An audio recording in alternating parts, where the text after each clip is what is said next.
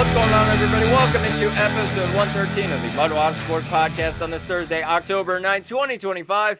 I'm your host, Zach Malum. But before we get started, please subscribe below. Follow all of my social accounts. Let's start things off in the world of baseball. And out at Yankee Stadium, the New York Yankees have officially bowed out of the postseason. They lose 3-1 to the Toronto Blue Jays, who advanced to their first ALCS since 2016. And the Yankees coming into this series off of that series win against the Boston Red Sox. They win 2 games out of 3 in that one, and then they go up to Toronto for 2 games against the Blue Jays, and they just weren't ready for the offensive outburst that came with the Toronto Blue Jays. 10-1 in game 1 of the series, and Kevin Gausman looks pretty good throughout in that game. Luis Gil kind of lost touch in the middle of that game, and a 10-1 loss in game 1 of the series, followed by a 13-7 loss in game 2 of the series. This one just came down to Max Fried did not have his best stuff, and the blitz that came from the Toronto offense against him, the Yankees just couldn't handle it. Trey Savage on the other side for Toronto was electric in this game in just his 4th major league start. How about that for your first major league start? And your first major league postseason start. He was dominant, and the Yankees end up losing 13-7, but the scoreline really flattered them as they mounted a comeback later in the game. And then on Tuesday, game 3, backs against the wall. The Yankees did have an answer behind Aaron Judge, and he goes deep with a 3-run shot to tie the game off the left field foul pole.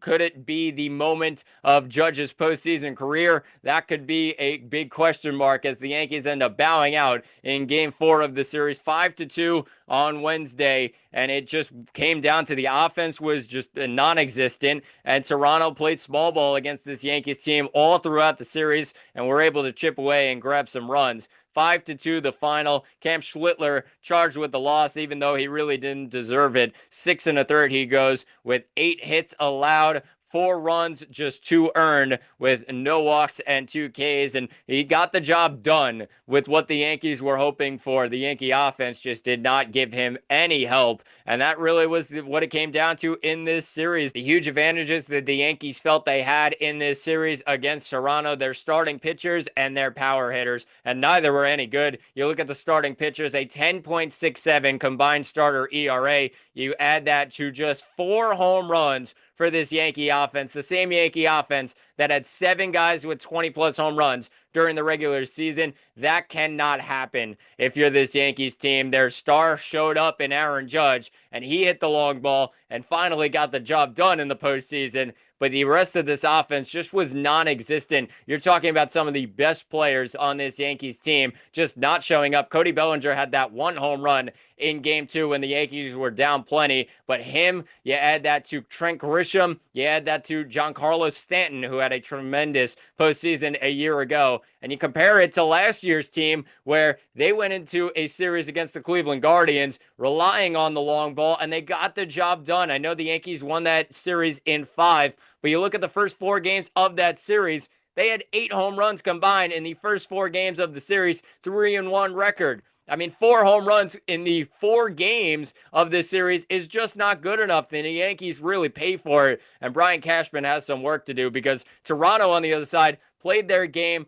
They like to play a small ball type of game, and it really worked for them throughout the series. They had home run hitters behind those guys as well. They had 9 home runs for a team that doesn't hit for a lot of power. 9 home runs compared to the Yankees' 4 and 50 hits in 4 games. That is ridiculous how they were able to do that, and really just comes down to the Yankees starters were not good. The bullpen tried to pick them up, but even so, they gave up a couple runs as well. 50 hits in 4 games. Your pitching lets you down in October. The Yankees didn't deserve to win this series. 50 hits allowed in 4 games. That is ridiculous. And it finishes with 12 hits in the final game of this best-of-5 series. So the Blue Jays go on to the ALCS. The Yankees go home. We'll have a lot more to discuss about this Yankee offseason, but the Yankees bow out of the postseason. The Blue Jays advance to their first ALCS since 2016, and the Yankees fail to make it back to the World Series where they made it a season ago. Let's shift things to the world of football as both New York teams are in action this weekend. We'll start things with the New York Giants. They're actually in action tonight An 8:15 start Thursday night football, and the Philadelphia Eagles come to town 4-1 on the year. Giants 1-4, and the Eagles come into this game as 7.5-point favorites, total sitting at 40.5. What it comes down to in this game, the Giants do not have Malik Neighbors. They do not have a lot going for them on the offensive side. They do have Tyrone Tracy coming back, and maybe that's a little bit of a boost, but I don't think so against this Eagles defense that, yeah, has been a little bit shaky this year, but they really lock things down in divisional games, and I think it's going to be an easy win for the Eagles in this one. They're 7.5-point favorites for a reason. This Giants offense was really good for the first couple of minutes in that game down in New Orleans. First couple of drives, they looked very, very good. 14 points on the board, and since then, they were really, really bad. 5 turnovers on the offensive side. That cannot happen, and they end up losing a bad game down in New Orleans against a Saints team that really is nothing special this season. But the Eagles now give the Giants really their toughest test of the season, in my opinion, especially with the shorthandedness on the Giants' offensive side of things. I think when it comes down to it, the Eagles will dominate. Saquon Barkley, his return once again to MetLife Stadium, and had a great game against the Giants a season ago. I think he's going to pick up where he left off. It's been a slow start for him, but the defending champs will figure out a way to get the job done. And the Eagles, I'll take them with the point, 7.5. I think they dominate this game against New York in a divisional matchup on the road. So we'll see what happens. Make sure you tune in later. Then Giant fans, just hold your breath as Saquon Barkley and the Eagles come to town. It's an 8:15 start between the Eagles and the Giants. On the other side of New York, the New York Jets are also in action this weekend, and they're not on the other side of New York. They're on the other side of the pond, as they say. They're out in London, a 9:30 start on Sunday. It's the 3-2 Denver Broncos, the 0-5 New York Jets, and Denver comes into this game as 6.5-point favorites, total sitting at 43.5, and the Jets just cannot catch a break this season. 0-5 in the new regime with Aaron Glenn and Darren Muji at the helm, and Aaron Glenn can't catch a break because his defense is just so abysmal. I don't even blame the offense anymore because this is not supposed to be a high-scoring offense. They're not known for putting up points. They want to run the ball and really jam it down your throat, and their defense just gives them no chance every single time they run out onto the field. Their defense let them down in a lot of games where they had leads. They had a lead against Pittsburgh. Their defense let them down. They had a lead against Tampa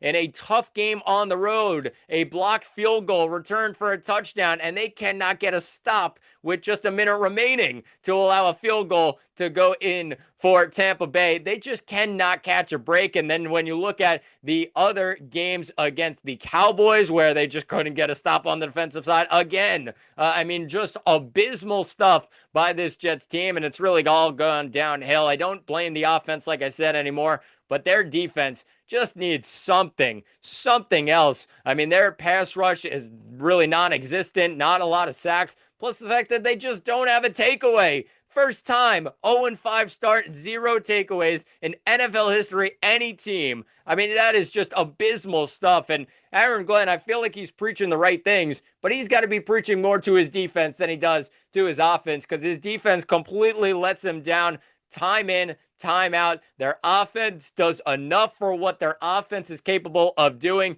Their defense is just bad. They're terrible. So I think that's really what it comes down to, and it's not a great recipe going up against this offense that the Denver Broncos bring in. Bo Nix at quarterback. You have a lethal running back duo in J.K. Dobbins, R.J. Harvey. They got some good wide receivers in Cortland Sutton, Marvin Mims, Troy Franklin. You can name the rest. They have a tough test against this Denver team where their offense may need to step up. They're going up against one of the toughest defenses in football. Denver is really solid so far, and they've been really solid for the last year or so on the defensive side. Pat Surtain against Garrett Wilson, so they're not going to have really their top target getting involved in this game. You got to go elsewhere. You got to rely on Mason Taylor and some other guys in this offense to get the job done. Maybe they let Breece Hall hand the ball or get the ball in the red zone. Maybe he could get a touchdown anytime soon. That would be good for his confidence and for the confidence of this offense. But the Jets continue to find ways to lose and continue to be even worse, on the defensive side. So they need to pick things up when they go to London, a 9:30 start on Sunday. Make sure you tune in. The 3-2 Denver Broncos, the 0-5 New York Jets, and we'll recap that on Monday's episode. But that'll do it for episode 113 of the MudWatch Sports Podcast. Please subscribe below. I've been Zach Malum, and thanks for watching, and talk to you all on Monday.